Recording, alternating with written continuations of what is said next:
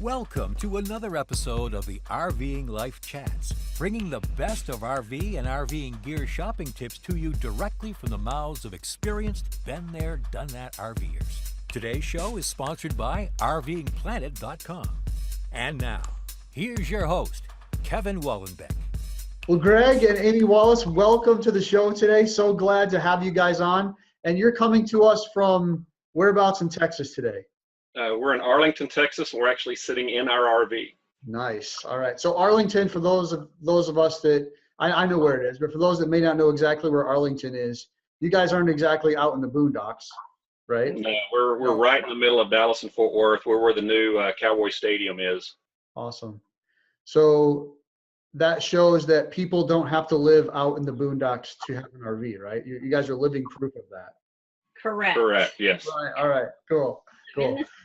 So just as we get started here today, you guys have quite an interesting story. I know on the pre-show we mentioned some things, but also here as well, you've had experience with a number of different RVing experiences and throughout, your years as separate as growing up and together. Why don't you guys just share with us a little bit about kind of, how you got started in RVing, what's exciting about it, and just individually, each of your story a little bit. That'd be great. You go first. Okay. I grew up RVing. My grandparents both had RVs. They had travel trailers and motorhomes and all those types of things. And so I grew up doing that, going to the lake, actually going out of state in them. So I was really interested in it. When we got married, we did a little tent camping, and we decided we would like to give it a try. And trying to recreate it without actually buying an RV, we had a converted cargo trailer. We had a camper we got off a deer lease that we converted. And then we had a fifth wheel travel trailer, you name it, we've about done it. But really just have enjoyed it and started out trying to kind of fake it. And now we're actually, did the research, bought a real one. Nice. So Amy, what about you? Is RVing new for you, or you've had some experience? Yes. When I met Greg, his grandparents went RVing, and then we went with them a few times in their fifth wheel. And then we started deciding that we wanted to do something, like he said, and then we started. So I didn't do it growing up. It was all because of my husband and his grandparents. Nice. Now, you guys have children, right? They're not little anymore, but you have children that you take with you camping. They enjoy it as well, I'm assuming? When they were younger. We started when we were talking about that, either 2 and 4, 3 and 5, something like that is when we started going with like couples our age, a church group we started with. Nice. And then they've kind of grown through all the different RVs we've had. And then we bought a trailer, and then they outgrew the bunks. So then we took a break and started renting a little bit. Okay. And then we decided to get this one. So they do go with us some now, not as much. We go to their events in this now is what we tend to do. All right. Nice. Very good. So you guys have had the experience then of buying and owning pre-owned RVs. And the one that you're in now is a new RV. Right? Right. So kind of walk us through that process that you guys went through of looking for the new RV. Like what was it like for you? What were some of the challenges that you kind of went through? I think our big thing is that we're sitting behind our house right now. And so in order to do that, we have to have a pretty specific size RV. And so we want a 30-foot, Airstream, low to the ground, long, luxurious. But we need a 20-foot travel trailer that's high enough off the ground to make it up the driveway. And so I have walked, I know exactly how much 25 feet is if I step it off, and I've walked past hundreds of RVs to say, okay, even before we go inside here, will this thing fit up the driveway around the corner behind the house? Because for us, it's easier to take it if it's right here at the house. Yes. It's easier for me to, piddle with it if it's right behind the house, and it just keeps better. We had one stored outside, and it fought with mice and this, that, and the other. And so having it here, it's plugged in. It's ready to go at all times. But in order to do that, we walked around the outside of a whole bunch of them, and then ultimately, we had the one we had back a few years ago that the kids outgrew. Didn't have a slide. It was a little bunkhouse. It was a nice little trailer, but the kids were too long for the bunks, and we had to turn sideways to pass each other. So we wanted to make kind of the next step be one that we're going to have for years and years, and it be our empty nester trailer now that the kids don't want to go as much. So we wanted a slide, we wanted room, we wanted a sofa, and we spent a lot of time research. I spent a lot of time researching. We went to shows, we walked around on lots, and really just kind of narrowed it down to, here's one that I can step off on the outside that fits, and here's one that she can come to the inside, sit down, and it fits. Exactly. It's really interesting. All the people that we talk to, RV shows, and other RV owners that we meet at the campgrounds ourselves, people buy certain RVs for all different kinds of reasons. Yeah. Right. I mean, some is just purely lifestyle. Let's say a toy hauler, right? They carry their motorcycles around in it, whatever. Some of those get really big. And then, there's the motorhome buyers and the fifth wheel full timers and, everybody in between. And then you guys have purchased this RV, very specific things you needed and wanted on it in a certain size, primarily so that you could keep it at your house, right? Yes. And it just amazes me how many different reasons people buy RVs. I mean, you just don't think about that. I don't think the average shopper, when they first start looking, when you first started looking, what were some of the, I don't want to say challenges, but you mentioned size. Did you know for sure right away? How long did it take you guys when you started thinking about buying a new one, when you said, we're going to buy one, to when you started really making that decision? What was that time period like, and how did you go through that process? Well, to kind of backtrack, since we own so many, and we kind of own a variety, because we started with the cargo trailer, like we said, and it was right for the kids were small. He kind of was building it into like a mini trailer, and it worked with our lifestyle, going with our church friends. They were in a YMCA group with boys, and it worked really well. But then you kind of outgrow it, and then you move to the next step, which was a truck camper that was just, let's try something different. And the kids loved that. That was a blast. We have some great stories from that. But then they kind of outgrew that. It gets kind of stinky when you close all the doors. It's a small space. So we outgrew that. And then actually his grandparents gave us their fifth wheel because they weren't able to use it anymore. They were in their 90s, actually. They camped until 1992. We took them on their last camping trip. So that was really cool. And they gave us that, so we used that, and it was wonderful, but it was so big, and we had to store it, like he said, out in the country. So it was harder to say, let's go this weekend, because we had to go pick it up 45 minutes away, bring it back. And so then we changed, that it started getting a little older, and we were like, we need something smaller, we need to park it in our backyard, right? And then so we got that other one we had set, a trailer. Park it in the backyard, because then we could go last minute. We could go at 6 or 7 on a Friday night, versus having to drive all the way down 45 minutes away and drive back. And then we took a break from it because our kids, we weren't going as much. We didn't have the time, just where our kids were aged. And then we started shopping and renting. So we started renting, and that worked really well. I think the guy that spoke to you last week was talking about it. Yeah. And we rented, though, from like a dealership, and then from a rental dealership type. And we just tried them. What do we want that we could keep? Because we hadn't been keeping any of them very long. So we really did decide we wanted to research this one and what would work for our next, 5 to 10 years for us. Of course, we'd love to keep it 20, but we've seen our life just changes. We had little kids. We used to carry a bunch of kids, and then we went with just our kids outgrew it, all that kind of stuff. Yeah. So then we started researching it, and my husband loves researching stuff. So now we'll go to him. On that part. Yeah. So when we made the decision, it was the rentals kind of told the tale. We tried a pop up. We tried a Class A. We had friends with a Class C. We'd already experienced, fifth wheel and we did a larger travel trailer. Yeah, we did a couple of larger travel trailers. Okay. So we narrowed it down to, we think we needed to be a travel trailer. And because the one time we rented the pop up, I was sold, but it rained, and that family did not love the pop up. But we never started in a pop up, so it was kind of hard for us. But that was not a great Thanksgiving for our family. I had fun, but once we kind of narrowed it down, then it's a matter of just doing the research, and we've been to a couple of RV shows, and we actually had started out looking even smaller than we're in now. Yes. And we got down to really, really small and sat in that for, sat in a few of those for a while and just said, okay, can we do this? And ultimately decided, no, we needed to be probably just as big as we can get in the backyard so we don't outgrow it, Yeah. and just have a couple of specific things. And so the one we found had the right size, and that's where I got into the numbers. So I know, I know how big the refrigerator needs to be. I know how big the AC needs to be. I know how, I knew that we needed a walk around queen bed. And so that narrows that we're in a 20-foot box, I think, or 21-foot box. So a walk around queen bed narrows the field very quickly.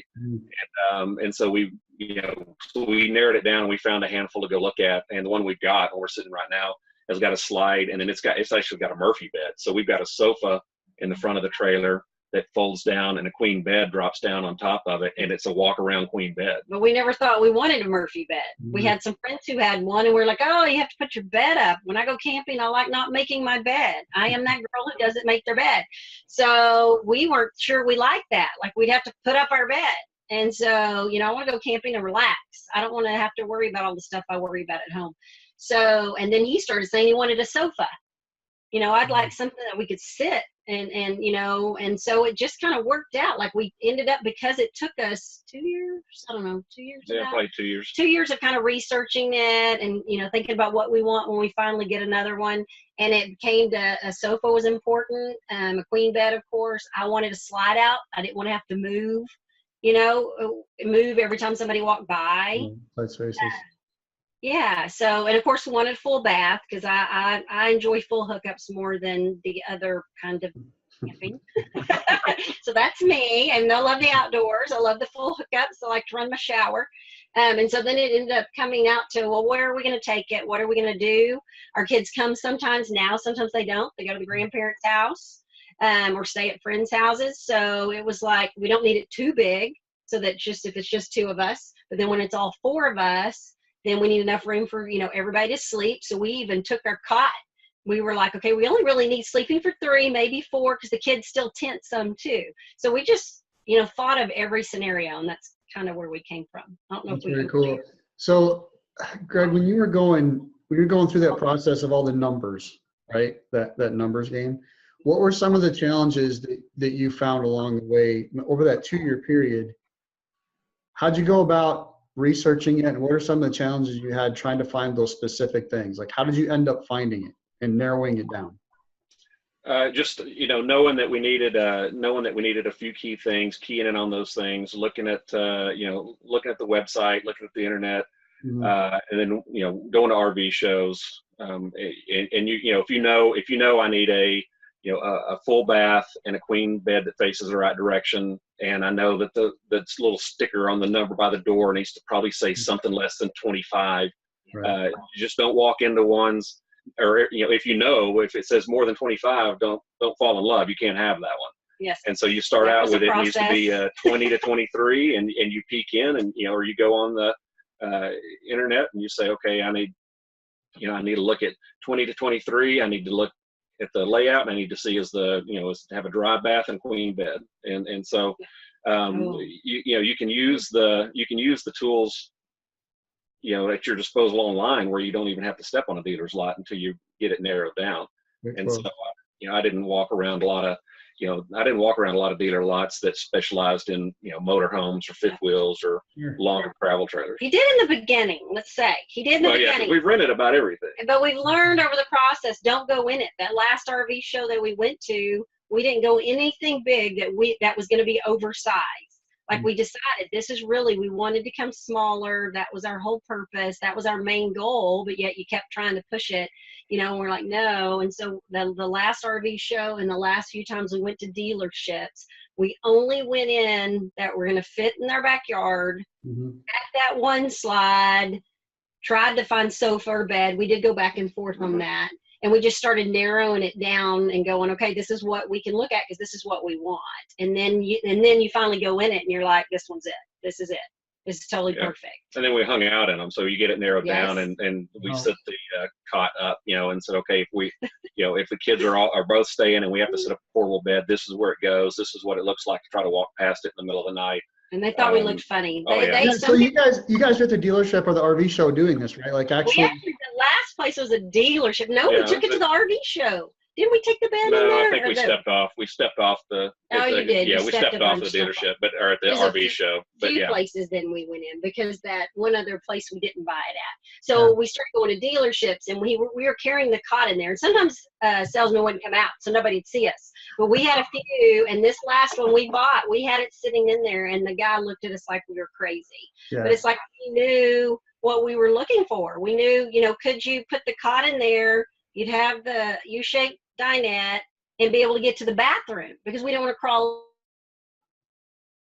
over anybody. So there were just things that we've learned owning them over the years, that what we did want and we didn't want. And then we have a bunch of friends that we go camping with. And so we, listen to what they said they liked, they didn't like over the years, and what worked for them. But then we're all kind of different. We all have our different likes. So, but you listen to all that, and then we right now, we feel like this was the package that, is totally working for us. That's more awesome. than we've ever. You've had it out. You've already had it out. I mean, you guys live in Texas and it's new, and I live in Michigan. It's like, still high 30s here. We're not taking the RV out, to a local park anytime in the next probably month yet.